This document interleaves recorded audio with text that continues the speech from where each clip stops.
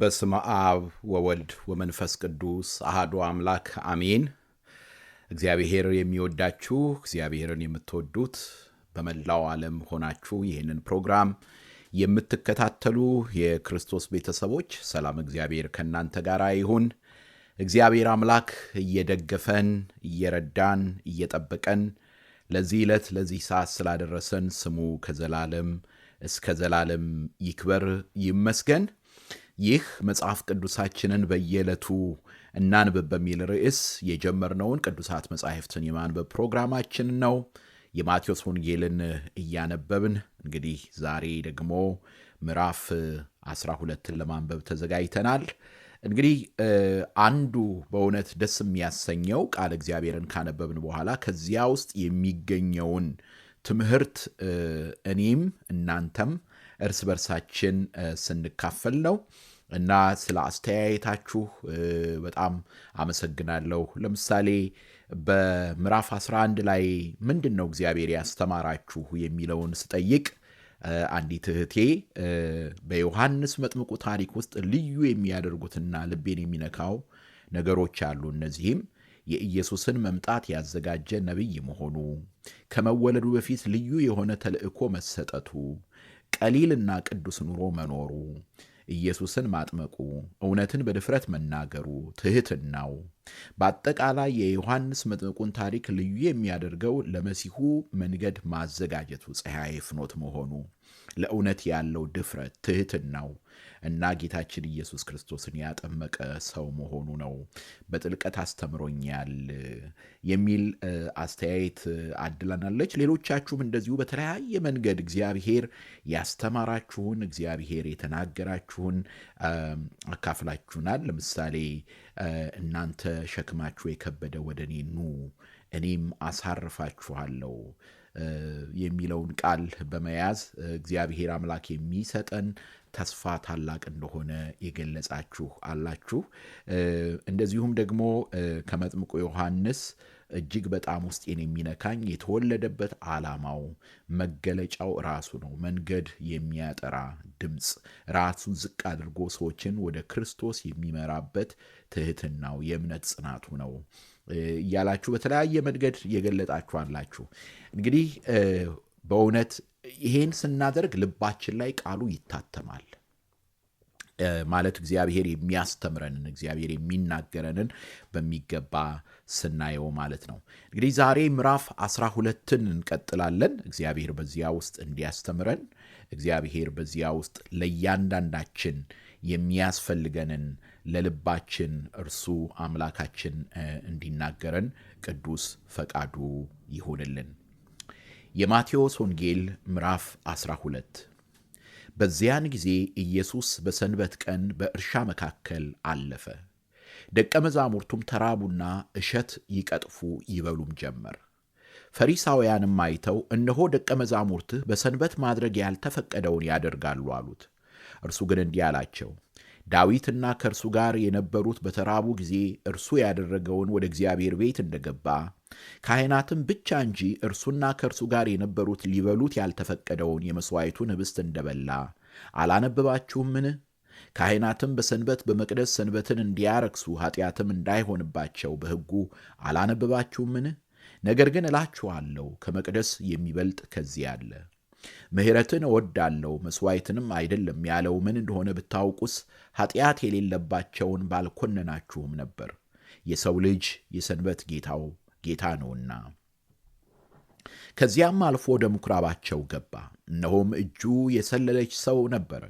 ይከሱትም ዘንድ በሰንበት መፈወስ ተፈቅዶአልን ብለው ጠየቁት።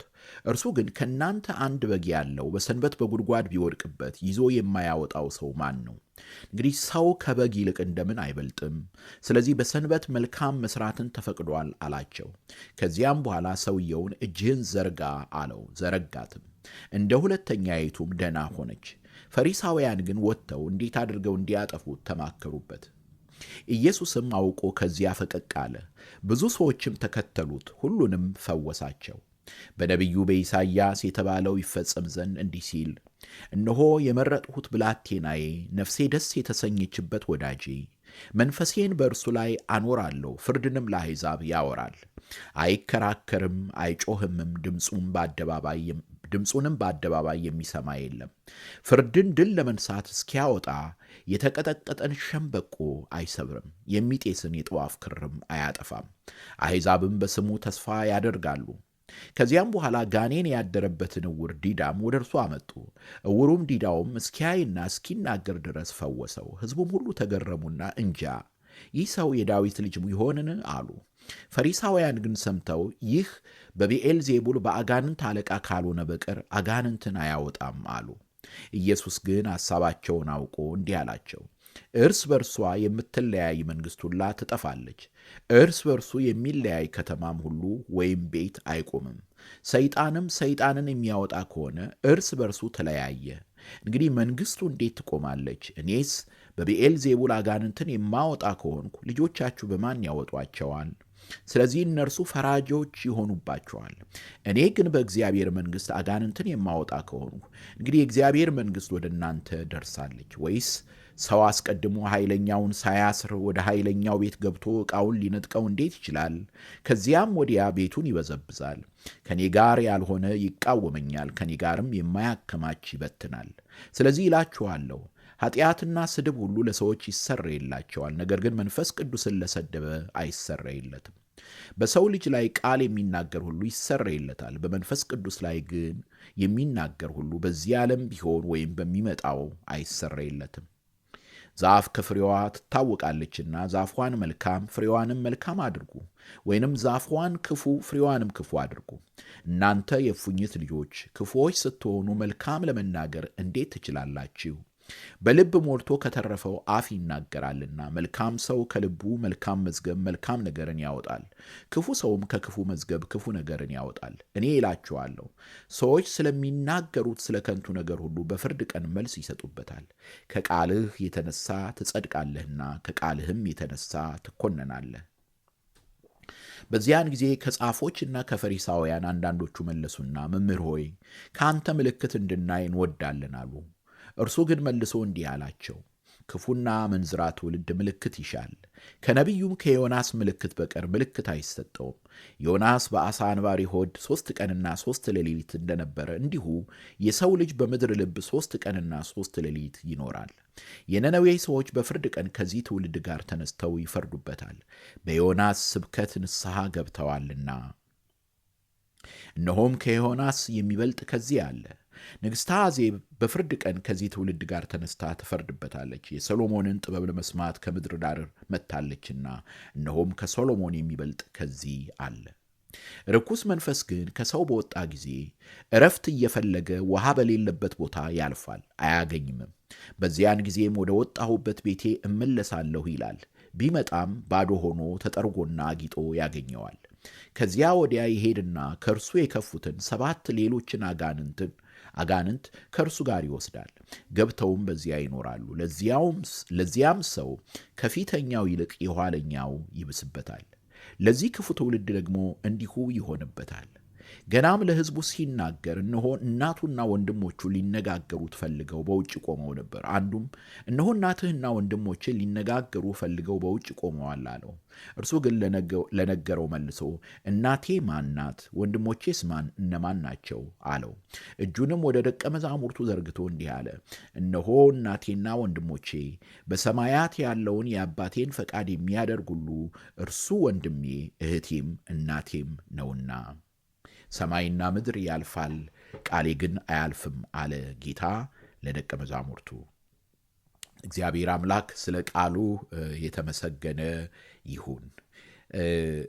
በዚህ ስፍራ በዚህ ምዕራፍ ውስጥ በጣም ብዙ እጅግ ለሕይወታችን ለኑሯችን የሚሆን ራሱ በአምልኮ ሕይወታችን ውስጥ እግዚአብሔርን በማምለክ ሕይወታችን ውስጥ ዋና ልንመለከተው የሚገባን ነገር ምን እንደሆነ በዚህ ስፍራ ላይ እንመለከታለን፣ እናያለን። የመጀመሪያው አንደኛው የምንመለከተው በዛ ዘመን የነበሩት የሃይማኖት ሰዎች እንዴት እግዚአብሔር ለሰዎች የሰጠውን መልካሙን ነገር በጎውን ነገር እንዴት ወደ ሌላ ነገር እንደቀየሩት እንመለከታለን፣ እናያለን። ሰንበትን እግዚአብሔር የሰጠው ለሰዎች እረፍት አድርጎ ነበር።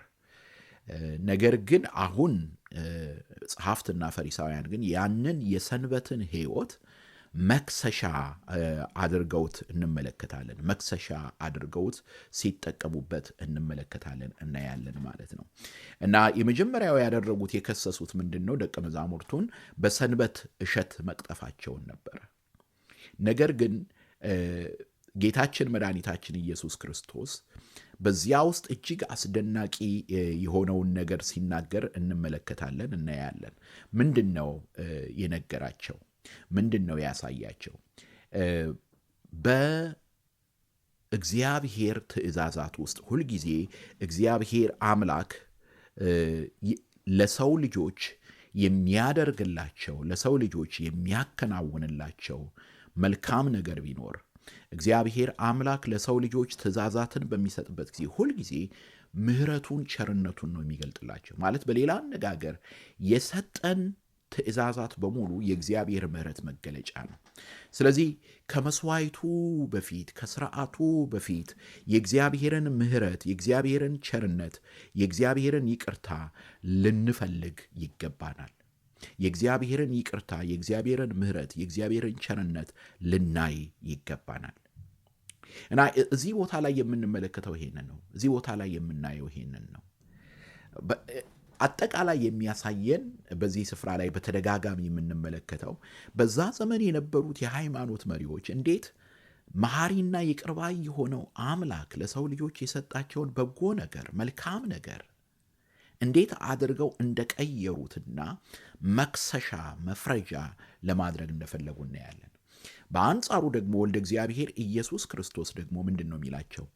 ከመስዋዕት ይልቅ ምሕረትን እወዳለሁ። ያ በነቢዩ የተነገረውን ቃል በሆሴ ምዕራፍ 6 ቁጥር 6 ላይ ያለውን ቃል ጌታችን መድኃኒታችን ኢየሱስ ክርስቶስ የእግዚአብሔርን ምሕረት፣ የእግዚአብሔርን ይቅርታ የሚገልጥ መሆኑን ብቻ የሚያሳይ ሳይሆን ራሱ እግዚአብሔር አስቀድሞ ይሄንን ትእዛዝ ለምን እንደሰጠም ቁልጭ አድርጎ የሚያሳይ ነው። በነገራችን ላይ ሁልጊዜ በጣም በጥንቃቄ ልንመለከተው የሚገባን ነገር ቢኖር ይሄንን ነው። ስለ እግዚአብሔር ትእዛዛት፣ ስለ ስርዓተ ቤተ ክርስቲያን በምናይበት ጊዜ፣ በምንመለከትበት ጊዜ ሁልጊዜ አምልኳችን፣ ስርዓተ ቤተ ክርስቲያን ይሁን ለእግዚአብሔር ሕግ መቅናታችን ይሁን ከምሕረት ጋር ካልተገናኘ እንግዲያውስ ውጫዊ በሆነ ስርዓት ብቻ ተይዘን ዋናውን የእግዚአብሔርን ዓላማና ሐሳብ ዘንግተነዋል ማለት ነው። ለምንድን ነው ይህን ማነሳው? ጥቂቶች አይደሉ ሰዎች ለእህቶቻቸውና ለወንድሞቻቸው መሰናክል የሆኑ ልክ እንደነዚህ እንደ ፈሪሳውያን ለክስ የሚሮጡ የሆኑ ሰዎችን እናያለን፣ እንመለከታለን። ከሁሉ የሚያስገርመው ቀጥሎ ያለውን ተአምር ስትመለከቱት ነው። በሰንበት ቀን እጁ የሰለለበችበትን ሰው አመጡለት ነው የሚለው። ለምን? ምክንያቱም ለማጥመድ። ነገር ግን ጌታችን መድኃኒታችን ኢየሱስ ክርስቶስ ያን እጁን የሰለለችበትን ሰው ፈወሰው እና ያንን ታምራት ሲያዩ እነዚያ ሰዎች ግን ከእግዚአብሔር ምሕረት ይልቅ እነሱ ስለዚያች ቀን ባላቸው እይታ ምክንያት በጥላቻ የተዋጠ ክርስቶስን ለመግደል እስኪያስቡ ድረስ የሚያደርሳቸው ጥላቻ ውስጥ ነበር የገቡት። እንዴት ሰው በእግዚአብሔር ትእዛዝ፣ በእግዚአብሔር ቃል ላይ ተመስርቶ ወደ ጥላቻ ይሄዳል? ብዙ ጊዜ ሰዎች ወደዚያ የሚደርሱበት ምክንያት ዋና የሆነውን ነገር ስለሚዘነጉት ነው። ከሁሉ በላይ ግን ወልደ እግዚአብሔር ኢየሱስ ክርስቶስ ለእኔና ለእናንተ የተወልንን አራያና ምሳሌ ስንዘነጋ ነው እንደዛ ምንሆነው። ዋና የሆነውን ነገር ምሕረትን ነው የረሱትና የዘነጉት። ነገር ግን ነቢዩ የተናገረውን እዚህ ጋር ኢሳይያስ 42 ላይ ያለውን ነው የሚጠቅስልን ማቴዎስ። ጌታችን መድኃኒታችን ኢየሱስ ክርስቶስ በዛ ዘመን የነበሩና ከኛ በላይ ላሳር ከሚሉት የሃይማኖት መሪዎች የተለየ መንገድ ነበር የነበረው። ድምፁ በአደባባይ የማይሰማ፣ የተቀጠቀጠ ሸምበቆን የማይሰብር፣ የሚጤስ ጧፍን የማያጠፋ ማለት ነው። የዋህ፣ ትሁት፣ ታጋሽ፣ ጻድቅ። አሁንም እኮ እንደዛው ነው። ከኔና ከናንተ ጋር ዲል ሲያደርግ ከኔና ከናንተ ጋር ስንት ያህል ቀን ነው የተሸከመን? ስንት ጊዜ ነው በቀስታ ከኛ ጋር አብሮ የተራመደው የቻለን? ስሙ ይክበር ይመስገን። እኛስ ወንድሞቻችንን እህቶቻችንን ችለናል ወይ? ስለዚህ በዚህ ቦታ ላይ የምታዩት ይህንን ነው።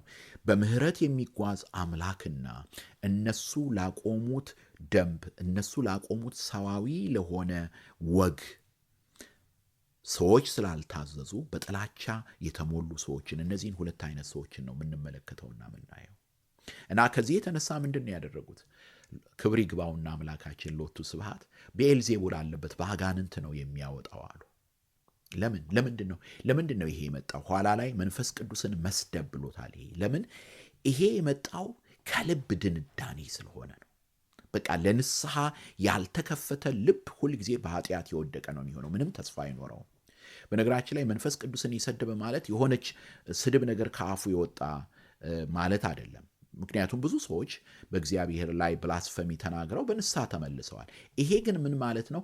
ለእግዚአብሔር መንፈስ ቅዱስ ሥራ ልቡን የዘጋ ሰው በዚህም ዓለም በሚመጣውም ዓለም ስርየትን አያገኝም። እና እንደዛ ነበረ የሆኑት እነዚህም ሰዎች ብዔልዜቡል አለበት አሉ። ግን ጌታችን መድኃኒታችን ኢየሱስ ክርስቶስ በሚገባ መለሰላቸው። ምንድን ነው ያላቸው? አንደኛ እርስ በርሷ የተከፋፈለች መንግስት ልትቆም አትችልም አላቸው። ሁለተኛ ሰይጣንን እንደማያወጣ ነገራቸው። ሶስተኛ ክርስቶስ የእግዚአብሔር መንግስትን እየሰበከ እንደሆነና የሰይጣንንም ስራ ደግሞ እያፈረሰ እንደሆነ በሰይጣንና በሰራዊቱ ላይ ድል አድራጊ እንደሆነ ይነግራቸዋል። እና ዛፍ የምትታወቀው በፍሬዋ እንደሆነችና እነርሱም ፍሬያቸው መልካም እንዲሆን ሲነግራቸው እንመለከታለን። በመጨረሻ በእነርሱ መካከል ያለው ማን እንደሆነ ይነግራቸዋል። ማን እንደሆነ ያመለክታቸዋል። ከመቅደስ የሚበልጥ በዚህ አለ፣ ከዮናስ የሚበልጥ በዚህ አለ ማለት በፍቅር በርኅራኄ የሰበከላቸው ራሱ እግዚአብሔር በመካከላቸው ተገልጧልና ከሰሎሞን የሚበልጥ በዚህ አለ። ኃጢአተኛውን ጻድቅ የሚያደርግ ሕፃናትን ጠቢባን የሚያደርግ ከሰሎሞን ጥበብ የበለጠ መንፈስን ወደ እግዚአብሔር ልጅነት የሚያቀርብ የሰውን መንፈስ የሰውን ነፍስ ወደ እግዚአብሔር ልጅነት የሚያቀርብ ከሰሎሞን በላይ የሆነ ጠቢብ የጠቢባን ሁሉ ጠቢብ የሆነ አምላካችን በመካከላቸው እንዳለ ይነግራቸዋል። ምዕራፍ 12 ላይ የምናገኘው ይሄ ነው። ከመቅደስ የሚበልጥ በዚህ አለ፣ ከዮናስ የሚበልጥ በዚህ አለ፣ ከሰሎሞን የሚበልጥ በዚህ አለ። በእውነት ይሄንን ጥበቡ ሕይወትን የሚለውጥ ምሕረቱ ርኅራኄው ከዮናስ በላይ ለንስሐ የሚጠራ ደግሞም እግዚአብሔር ከእኛ ጋር የሆነ አማኑኤል ከመቅደስ የሚበልጥ እርሱን እንድናስተውል እርሱን እንድንመለከት እኛን መቅደስ ያደረገውን እርሱን እንድናይና ምሕረትን እንድንወድ ለወንድማችን ለእህታችን ርኅራኄን እንድናደርግ አምላካችን እንዲረዳን ቅዱስ ፈቃዱ ይሁንልን። በዚህ ውስጥ በጣም ብዙ ነገር እናገኛለን ብያችኋለሁ እና እናንተስ ምንድን ነው የተማራችሁት? እናንተስ ምንድን ነው ያያችሁት? ያንን በዚህ ውስጥ እንድታሳዩኝ እንድታመለክቱኝ በእግዚአብሔር ስም አሳስባችኋለሁ። ሰላም እግዚአብሔር ከእናንተ ጋር ይሁን። ደህና ሁኑ።